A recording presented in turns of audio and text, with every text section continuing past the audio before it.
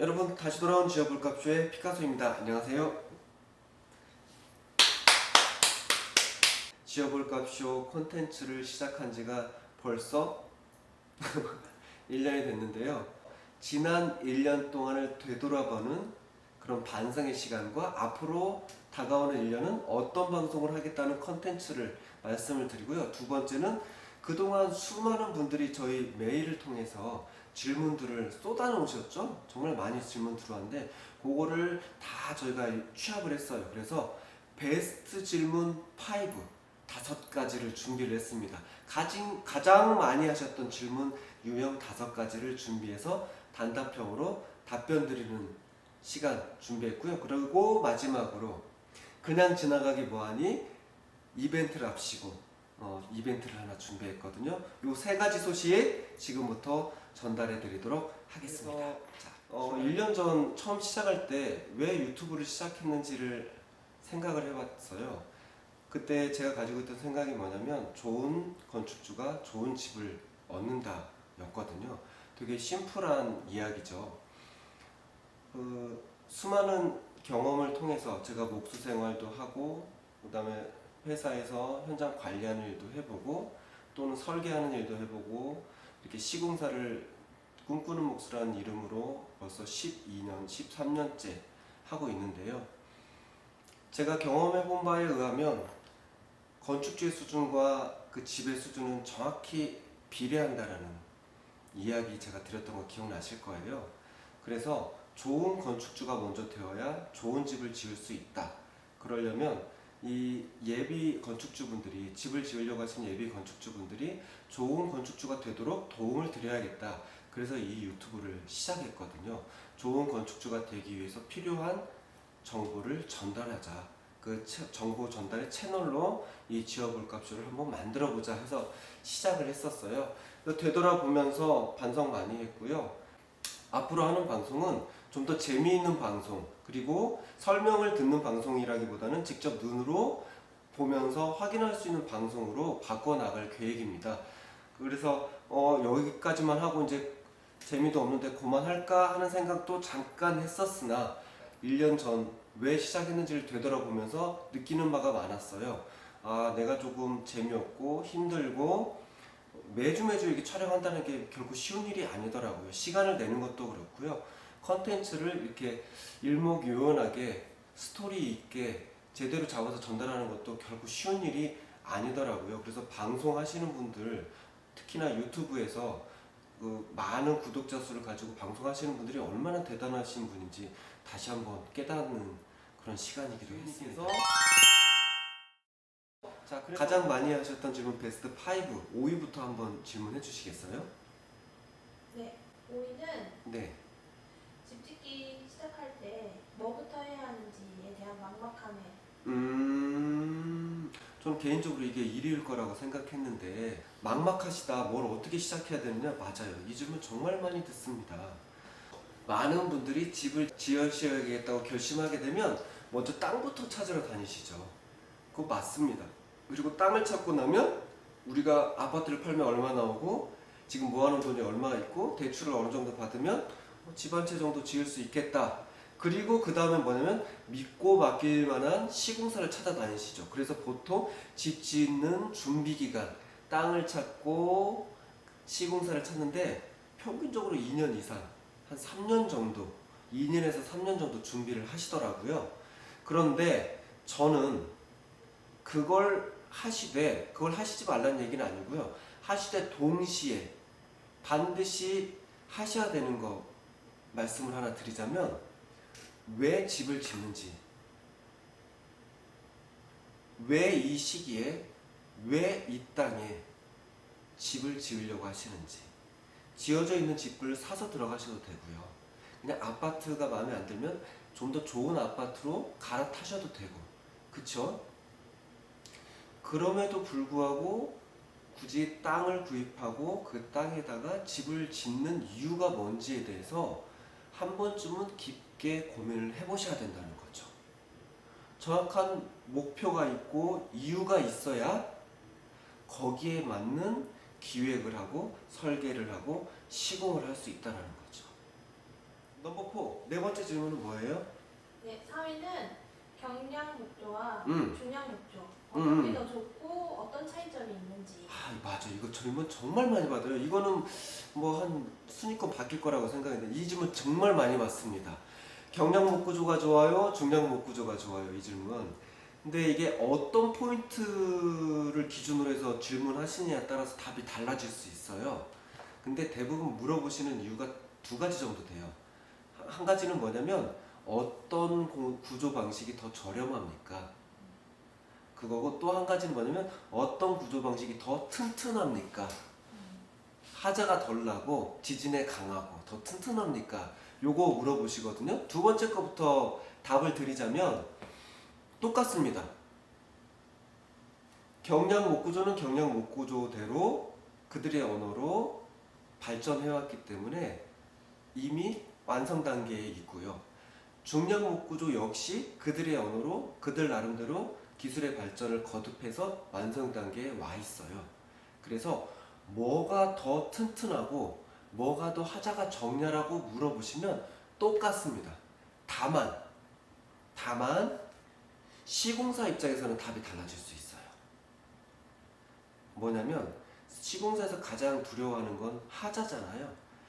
하자가 적은 시공 방식은 경량 목구조보다는 중량 목구조일 가능성이 훨씬 높아요. 왜 그러냐면 저희 같은 시공사 입장에서 관리가 훨씬 손쉽고 그 다음에 그 현장에 투입되어 있는 시공자의 능력이나 기술력이나 경험에 영향받지 않고 일정한 품질이 유지가 되죠. 시공 품질이 중량 목구조가. 그 얘기는 뭐냐면 하자도 나중에 예기치 못한 하자도 발생할 확률이 훨씬 낮다. 그게 두 번째 기준. 어떤 게 더 튼튼해요? 라는 답은 그렇게 드릴 수가 있을 것 같고요. 대전제는 똑같다예요. 네. 그 다음에 첫 번째가 뭐냐면 어떤 게 더 저렴해요? 라는 포인트로 질문들을 하세요. 어떤 게 더 저렴할 것 같으세요? 일반 소비자분들 입장에서 생각할 때는 경량 목구조는 나무 사이즈들이 작고 중량 목구조는 나무 사이즈들이 크잖아요. 그러다 보니까 아무래도 나무도 더 들어가고 두껍고 하잖아요. 그러니까 아마 중량 목구조가 더 비쌀 거야 라고 생각들 하시죠. 물론 시장에 형성되어 있는 금액대도 경량 목구조에 비해서 중량 목구조가 대략 100만원 중반에서 200만원 정도 더 비싸게 형성되어 있어요. 그러니까 일반 소비자분들, 특히나 우리 같은 지역에 있는 분들은 중량 목구조를 꿈꾸기는 조금 버겁죠. 그런데 저희가 경량 목구조도 하고 중량 목구조도 하잖아요. 시공을 해보면 시공 저희 하는 실행가에서는 큰 차이가 없더라고요. 경량 목구조나 중량 목구조나 시공할 때 있어서 시공비는 큰 차이가 없다. 구조적인 안정성이나 튼튼함도 큰 차이가 없다. 그게 답이 될 것 같아요. 그러면 남은 건 뭐예요? 개인의 기호죠. 큰 차이가 뭐냐면 경량 목구조는 구조가 드러나지 않지만 중량 목구조는 구조가 드러나죠. 석가래라든지 보호라든지 기둥 같은 것들이 드러나게 하잖아요. 그러니까 이게 드러나지 않는 것과 드러나는 것의 차이, 이거는 그야말로 미적인 기준에 의한 소비자의 기호에 따라서 판단하시면 된다라고 봅니다. 다음 3위는 철콘으로 짓는 집과 목조로 짓는 집 어떤 게 더 좋을까요? 그래요. 이게 3위예요? 네. 세상에 나쁜 구조는 없습니다. 이거 새나개 같네? 세상에 나쁜 개는 없다처럼 세상에 나쁜 구조는 없어요. 다 장점이 있고 다 단점이 있어요. 다만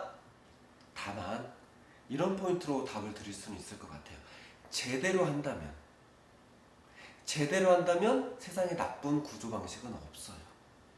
목조 건축에 종사하시는 분들이 그나마 철학을 가지고 사명감을 가지고 그리고 열심히 공부하시는 분들이 참 많다. 그렇게는 말씀드릴 수 있을 것 같아. 다음 2위는 가성비 좋은 집을 짓는 방법은? 결국은 싸게 집 지으려면 어떻게 해야 되나요? 이게 정말 어려운 숙제입니다. 제가 좋은 집을 지어야 된다라고 말씀드리는 것 중에 한 포인트도 그거예요. 그러니까 싸게 짓는다라는 이 표현부터 사실은 조금 짚고 넘어가 보자고요. 좋은 집을 짓는 건 누구나 할 수 있는데 비용을 적게 들이고 좋은 집을 얻기 원하시잖아요. 그걸 가성비라고 표현을 하죠. 근데 보통은 싸게 지어야 된다. 그 말에 대해서 한번 짚고 넘어가자면 세상에 싸고 좋은 건 아무것도 없어요. 그쵸? 네. 특히나 이 대한민국처럼 자본주의의 경제관념이 완벽하게 자리 잡은 사회에서는 공짜를 기대한다는 건 사기를 당할 준비를 하고 있는 것과 똑같아요. 네, 싼 집이 아니라 가성비 있는 집이라는 말이 정말 적정해요. 그러니까 싸고 좋은 집은 없지만 합리적인 집은 있을 수 있어요. 그러니까 싼 집의 반대는 뭐냐면 소비자를 등쳐먹는 집인 거죠. 그쵸? 과도하게 비싼 집. 그렇게 되지 않는 집은 있을 수 있는데 그거는 운에 맡기시고 계세요. 많은 소비자분들이.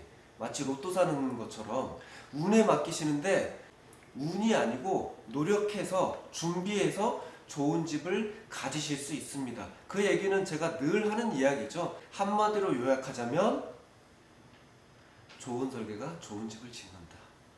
좋은 설계가 가성비 좋은 집을 만들 수 있도록 해준다. 그게 답이 될 것 같아요. 네, 다음 1위는 두구두구두구두구 1위. 건축비는 얼마가 들어갈까요? 아, 거의 2위하고 비슷한 얘기네요. 그러니까 우리 소비자분들이 제일 관심 있어 하는 거는 어쨌든 1, 2위 다 예산이네요. 맞습니다. 네, 그냥 심플하게 대답 드릴게요. 건축비는 지금 현재 2021년도 현재 평당 600 이하로는 불가능합니다. 최소가 가장 낮은 금액대가 미니멈 평당 600이라고 보시면 돼요. 600 이하로 지으면 둘 중에 하나예요. 시공사에서 돈을 보태서 지어주는 사회복지업을 하는 시공사이거나 아니면 나중에 장난치려고 하는 사기꾼이거나 둘 중에 하나입니다. 만약에 나중에 장난을 안 치고 그 비용 가지고 600만 원 이하를 가지고 시공을 하겠다고 하면 그건 집을 짓는 게 아니고 개집을 지으려고 하는 시공사입니다. 제대로 쾌적한 그리고 튼튼한 제대로 된 집을 시공하려면 목조여도 마찬가지고 콘크리트여도 마찬가지고 조적이어도 마찬가지고 샌드위치 판넬이어도 마찬가지입니다. 평당 600만 원 이하로 집을 짓는다는 건 불가능합니다. 만약에 그 이하로 지어주겠다는 시공사가 있으면 위험합니다. 도망가세요. 자, 그럼 마지막으로 1주년이잖아요. 네. 이벤트랍시고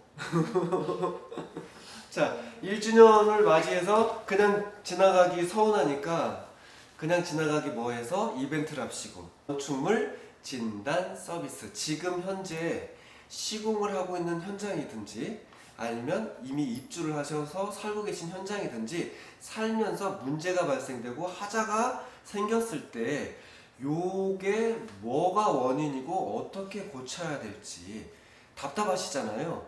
시공사 연락해도 잘 와보지도 않고, 그쵸?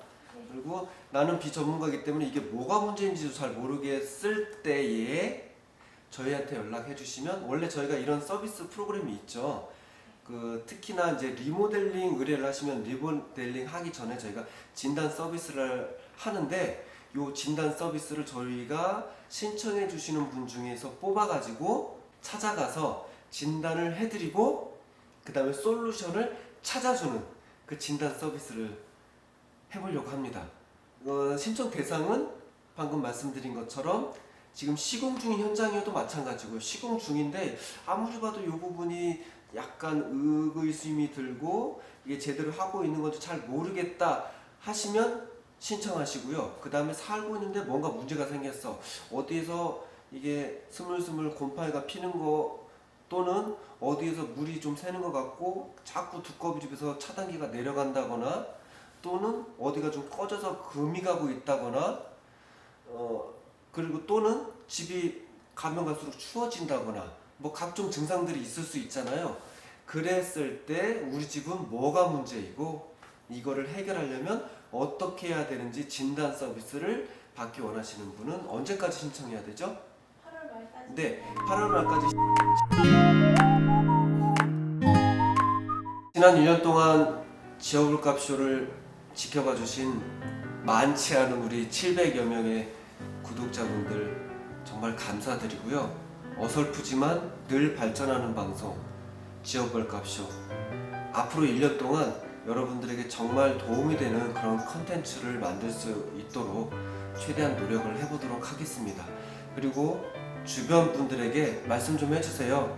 되게 지금까지는 재미없었는데 앞으로는 재미있어진다 하더라. 그러니 구독과 좋아요 주변 분들에게 부탁드려요.